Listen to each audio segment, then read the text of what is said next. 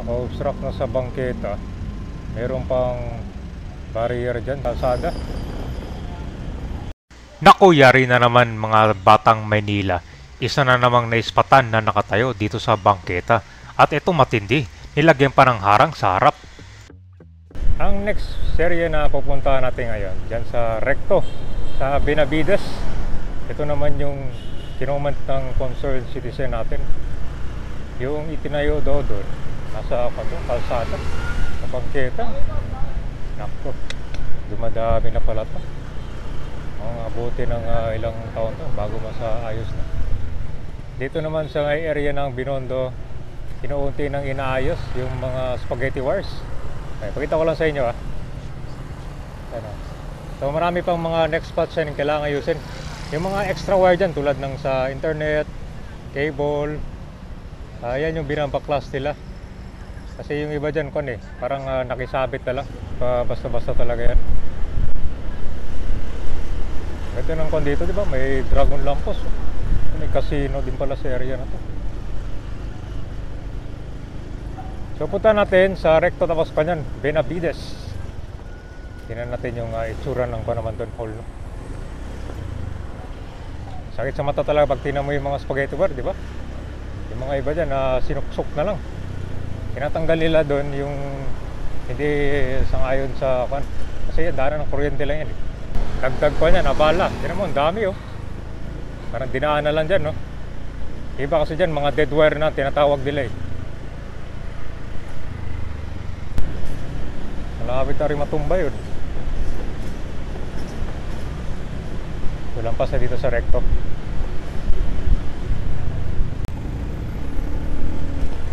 Ito na pala. Ayun, matindi pala ito. Tao, saan maglalakad dyan, di ba? Sa bangketa na. Matindi pala yung pupa nito. Nilagyan pa ng harang sa gilid So mangyayari niyan, yung tao dito na maglalakad Grabe pala. Naka-obstruct na sa bangketa. Meron pang barrier dyan sa sa may kalsada.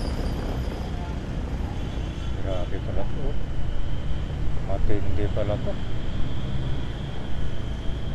Mas malupit pala to, no? Tignan mo. Naku, may CR pa sa bangketa. Yan yung malupit. Talagang literal na kanya, no? Pati yung bangketa dyan. Puno ng mga basura. Yari na to. Diba talaga nakatayo pa sa dyan. Ayun, kailangan ayusin pa dyan.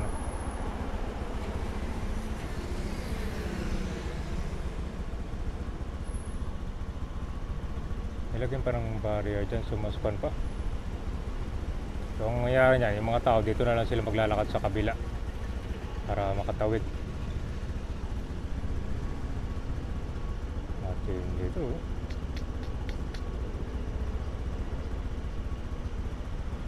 Kaya ito yung pinakamalupit na barangay area natin, no? Barangay Tondo, Manila. Ayan.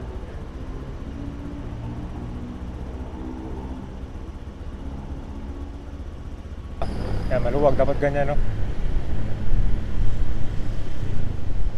Ito, may mga parking kasi dito. Yan, masikip na yung kalsada.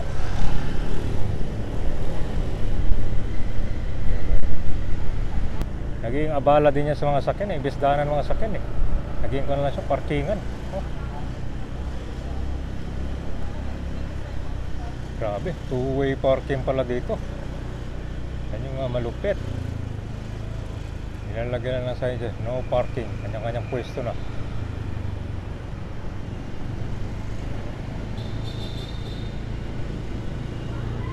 Dito kami, kaliwa tayo sa La Torre. Pakita ko lang sa inyo yung dito, Estero de Magdalena. Alam ko dito madadaanan yan Yan yung puno ng mga barong-barong yung Estero. Kabilang side, hindi pa nagawa.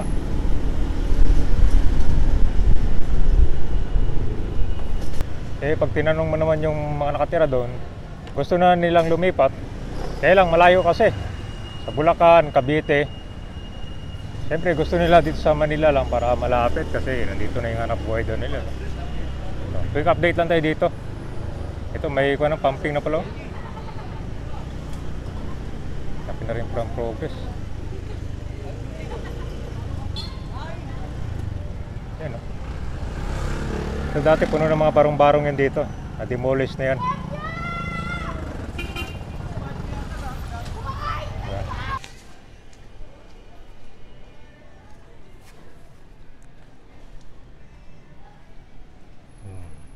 Dati puno ng mga barong-barong to dito. Eh, naging imbakal na lang siya. Hirap kayo dumaan ng mga tao ito pag ganito kasikip.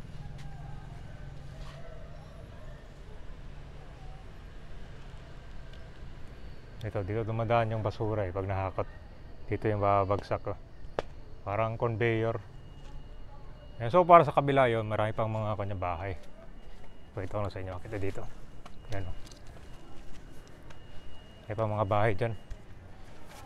Kaya literal, nakadikit sa pader talaga. Ang dami mga basura. At ilan pa lang yun sa mga barangay hall na nakatayo sa bangketa, sa kalsada. At ito yung pinunta natin ngayon, nilagyan pa ng harang. Alam nyo ba na napakadelikado sa mga tao na maglalakad sa kalsada? Isa rin sa concern ni Yorme yan. So tulad na lang nitong napuntahan natin malapit sa Taft Avenue. Ito naman buong bangketa talaga siya nakatayo. At malapit pa ito sa may intersection. Ito matindi, habang papunta tayo dito, yung ibang bangketa, nilagyan siya ng parang pangluto, parang pangkwarto. So parang naging squatter area na, matindi pa yun. Tapos ito namang isa pang barangay hall malapit sa Estero. So ito sana yung gagawing Pagoda Temple, kaya lang ilang taon na nakalipas nung natenga. So maraming ayusin dito, parang squatter area, no? Matindi rin yung pagka-obstruct dito. Although itong area na kasi parang wala lang siya one way, no? Pero marami din naman mga sasakyan dumadaan dito. Ang problema lang itong one lane na ginawa siyang parkingan. Kasama na rin itong mga salabat wire na kailangan ayusin. Ano masabi nyo ngayon dito sa area naman to ng Benavides?